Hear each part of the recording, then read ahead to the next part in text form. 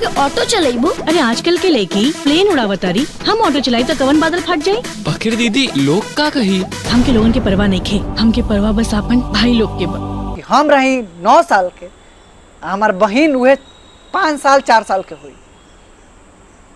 ओकर आपन दर्द से ज्यादा हमार आंसू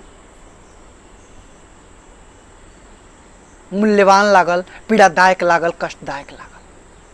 ये से जितना भी भोजपुरी के देखे वाला लोग बा, उ सब कोई के सांझे बिहाने चैनल पे स्वागत बा। आज हम जौना फिल्म के ट्रेलर के रिव्यू करे खातिर आइल बानी। ये फिल्म के नाम है दीदी नंबर 1। दीदी नंबर 1 फिल्म के एक्ट्रेस यानी कि अभिनेत्री के रोल में बाड़ी रानी चटर्जी, जे कि ये फिल्म के लीड रोल में भी बाड़ी और मुख्य किरदार भी बाड़ी। ये फिल्म के जैसन कहानी बा, राइटर के, लेखक के जे तरीका से कलम चलाल गइल बा, जे तरीका से किरदार बनावल गइल बा, वही तरीका से ये फिल्म के कास्टिंग कल गइल बा। यानी कि जौन फिल्म के कास्टिंग बा और फिल्म के जौन किरदार बा, वो दोनों एक दूसरा के पूरक बा। ये फिल्म के कहानी हमने के गांव घर समाज के पृष्ठभूमि से ही उठावल गइल बा। कैसे कि हमने के गांव घर समाज में दिखावल गइल बा कि अगर कोई के बेटी भी है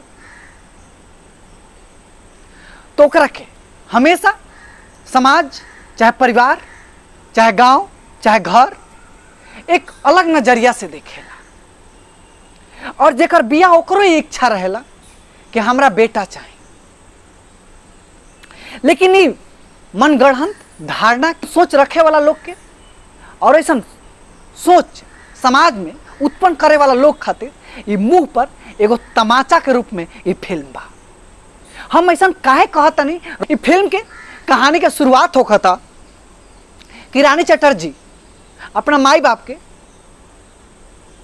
एगो बेटी रहताड़ी, लेकिन कुछ समय बीतला के बाद उनकर माई के मृत्यु हो जाता और उनकर बाबूजी दूसरका ब्याह कर लेता। दूसरका जैसे ही ब्याह करता ना तो वो माई से, दूसरकी माई से, जौन के हमनी के भाषा में सौतेली माई कहल जाला, उनका से 3 गो बेटा होता।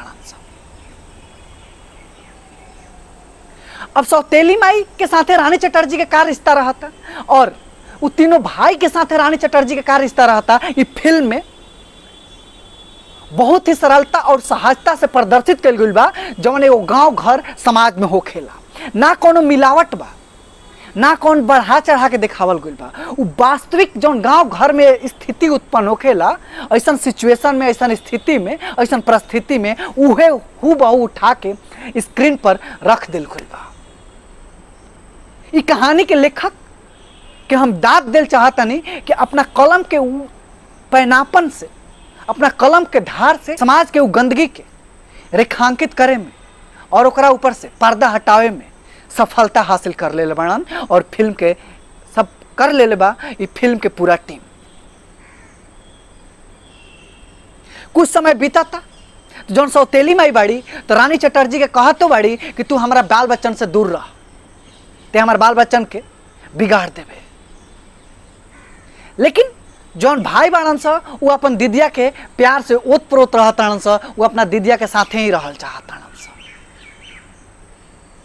फिल्म आगे बढ़ता, घर में एक ऐसा स्थिति होता कि जौन सौतेली माई बाड़ी वो आकस्मिक मौत के मुंह में चल जाता रही। ओकरा बाद ये घर के पूरा जिम्मेवारी रानी चटर्जी के कंधा पा जाता कि तीनों भाई के पढ़ाई लिखाई, घर परिवार आगे कैसे बढ़ाई, पूरा चीज रानी चटर्जी के कंधा पे आ जाता, जे कि ये फिल्म के मुख्य किरदार बाड़ी। अब घर के ई विपदा से, ई स्थिति से उबारे खातिर रानी चटर्जी अब काम करे खातिर टोटो चलावे, टेम्पो चलावे के कोशिश कर लगा। भाई जौन बान सा तो कहतान सा दीदिया गांव घर के लोग कही कि एकर बहिन गाड़ी चलावे ले, टेम्पू चलावे ले, तो का कहल जाई, तो कहत रही कह दिया कि आजकल तो बेटी तो मिसाइल और एरोप्लेन चलावत तड़ी सा, सरकार चलावत तड़ी सा, हम तो अभी खाली टोटो चलावत तनी। हमने के समाज यही चीज से दबल बा कि लोग का कही। अगर आज हमरा पेट में आग लागल बा तो पेट में आग बुझावे खातिर अन्न चाही, और उ दूगो अन्न समाज ना देही ना उ 4 गो लोग देही।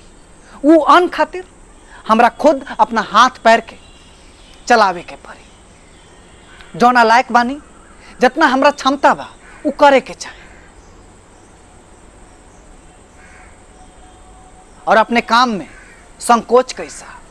ऐसे चीज के ये फिल्म दिखावता कि संघर्षरत रहला पर अपन संघर्ष कैला से मंजिल हासिल हो जाला।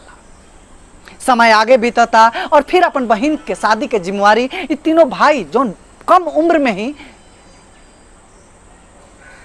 समय उनका लोग के मैच्योर बना देता, समय उनका लोग के समझदार बना देता। वो अपन दीदिया के दूल्हा ढूंढे खातिर दर दर दरवाजा दरवाजा भटका ताना लोग। ये तमाम चीज के सरलता से सहजता से फिल्म के डायरेक्टर प्रोड्यूसर राइटर एक गो मोती के रूप में एगो धागा में पिरो के ओकरा के माला और हार बना देले बाड़ा लोग। ऐसा फिल्म समाज के मोटिवेट करे खातिर, हमने के समाज में बेटी बहन भाई बंधु के अप्रिसिएट करे खातिर काफी बा। हर घर के बेटी बहन जब तक सांस रहेला तब तक घर के परिवार के रिश्ता के बचावे के और बढ़ावे के भरपूर कोशिश करे लोग। लेकिन आजकल कलयुग आ गइल बा। उ कलयुग में कुछ